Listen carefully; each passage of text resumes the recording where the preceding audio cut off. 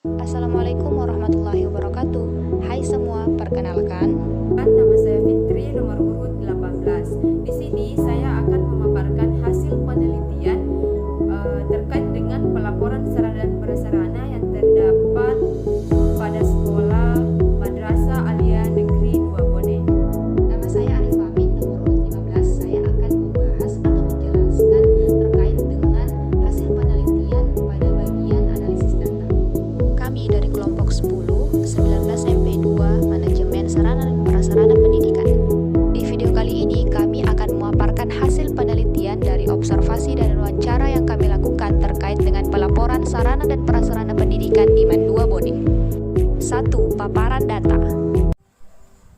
Dari hasil wawancara kami, menurut Ibu Haji Sudarmi selaku Wakil Kepala Madrasah Bidang Sarana dan Prasarana di Man 2 Bone menyatakan bahwa dilakukan pelaporan sarana dan prasarana pendidikan, baik itu barang yang habis pakai, tidak habis pakai, barang inventaris maupun barang yang sudah tidak terpakai. Semua barang disertai dengan kodenya masing-masing sehingga dapat dengan mudah untuk dilacak. Kemudian berdasarkan pernyataan tersebut, kelompok kami setuju karena sesuai dengan teori yang ada. Kemudian terkait dengan jenis pelaporan yang dikaitkan dengan waktu pelaporan sarana dan prasarana pendidikan di Man 2 Bone, Ibu Haji Sudarmi menyatakan bahwa kegiatan pelaporan sarana dan prasarana dilakukan setiap bulannya. Ada juga per triwulan, per semester, bahkan tahunan kepada pimpinan atau kepala madrasah. Hal tersebut dikuatkan lagi dengan pendapat Bapak Irfan Asnur selaku operator yang menangani bidang sarana dan prasarana bahwa dilakukan pelaporan setiap bulannya dengan menggunakan beberapa aplikasi seperti aplikasi Simak BMN, Persediaan, Saibah, Simantap, Siman, dan Rekon.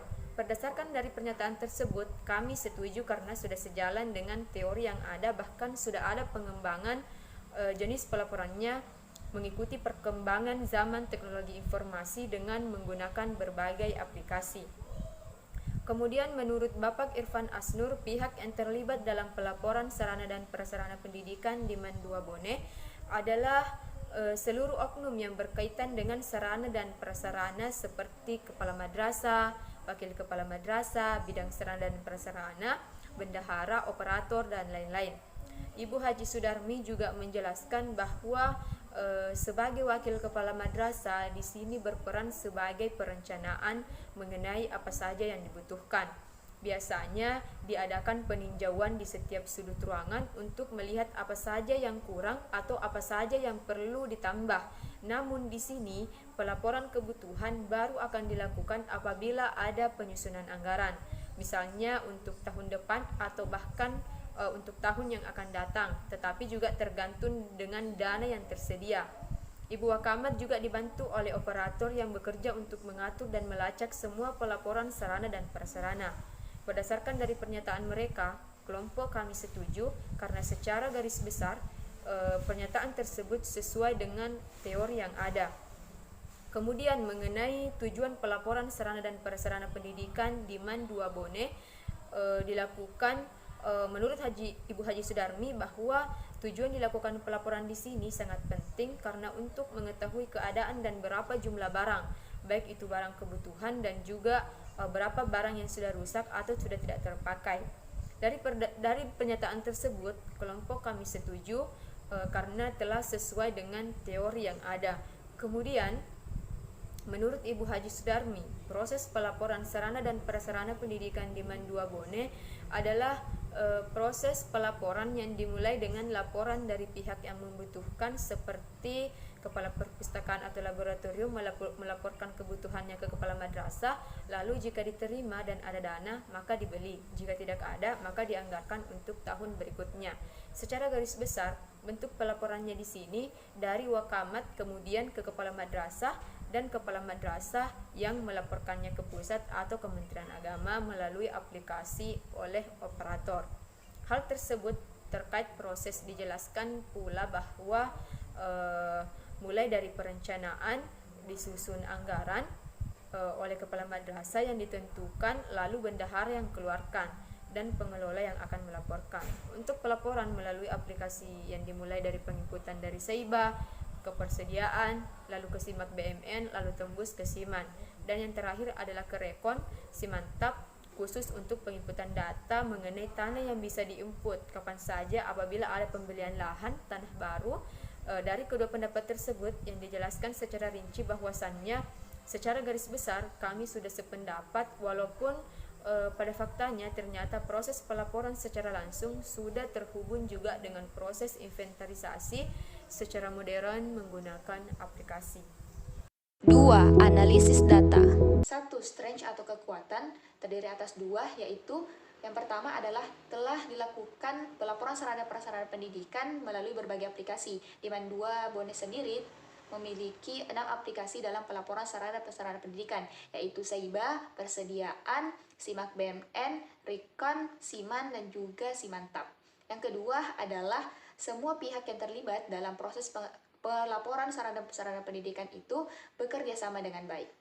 2. Weakness atau kelemahan, yaitu masih banyak barang dari PGA atau sekolah sebelumnya sebelum menjadi Mendua Watampone atau Mendua Bone yang dikenal sekarang yang belum bisa dihapuskan, karena hal tersebut dilihat dari sarana dan prasarana yang masih layak pakai walaupun sudah berumur dan juga ditentukan dengan waktunya, serta harus ada keputusan dari koordinator wilayah.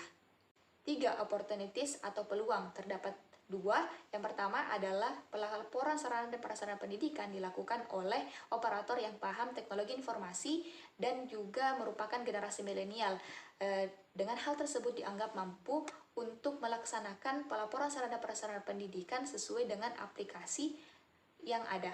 Kemudian kepala madrasah dan wakil kepala madrasah bidang sarana dan prasarana pendidikan merupakan orang yang cepat tanggap sehingga dianggap mampu untuk melaksanakan pelaporan sarana prasarana pendidikan dengan baik.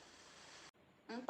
Threats atau ancaman, ada 2. Yang pertama adalah terjadinya kegagalan input atau kehilangan file laporan sarana dan prasarana pendidikan melalui aplikasi ditinjau dari jaringan atau aplikasi yang down. Hal ini bisa saja terjadi sehingga menjadi ancaman dalam kegiatan pelaporan sarana dan prasarana pendidikan. Yang kedua adalah adanya pergantian pemegang jabatan wakil kepala madrasah sarana dan prasarana yang sebelumnya telah memasuki masa pensiun, maka diperlukan adaptasi yang cepat dari pemegang jabatan wakil sarana dan prasarana yang sekarang. Yang kami ketahui bahwasanya yang telah menjabat sebelumnya telah memasuki masa pensiun pada tanggal 1 Januari 2021 dan beberapa pekan kemudian barulah terpilih pemegang jabatan wakil kepala madrasah bidang sarana dan prasarana pendidikan yang baru. Itulah pemaparan materi dari kami, semoga bermanfaat. Sekian dan terima kasih. Wassalamualaikum warahmatullahi wabarakatuh.